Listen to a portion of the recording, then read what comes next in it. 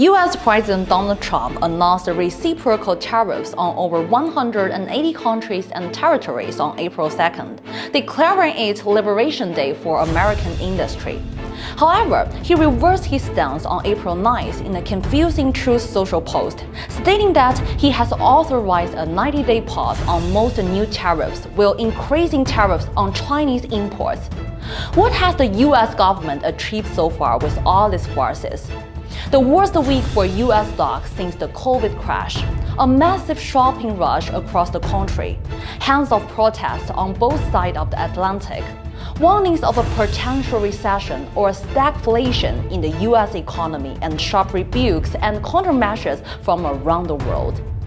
Under the tariffs, which are import taxes applied to nearly every country in the world, Americans may soon find themselves paying more for everyday essentials, from clothing and sneakers to electronics and food. It is no surprise that millions of Americans are rushing to buy everything from clothes to cars, uncertain of how much everyday items may cost with the new tariffs. By applying a 19th century playbook to address the trade deficit, Washington hopes to revive U.S. manufacturing and protect jobs by raising tariffs. The reality, however, may be quite different.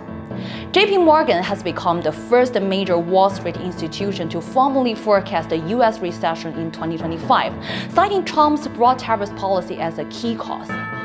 The bank's chief economist, Michael Farley, warned of higher inflation, slower growth, and rising unemployment. However, the damage will not be confined to American shores. Putting America first over international rules harms the stability of global production and supply chains and severely impacts the world's economic recovery.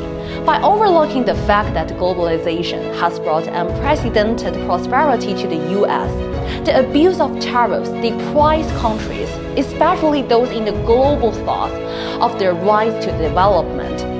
This risks further widening the wealth gap between nations and jeopardizing the UN's 2030 agenda for sustainable development. Tariffs won't make America great again.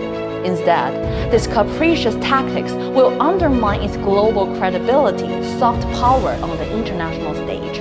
Though the damage will be widely felt, it is the U.S. that may ultimately bear the heaviest burden of its own tariff experiment.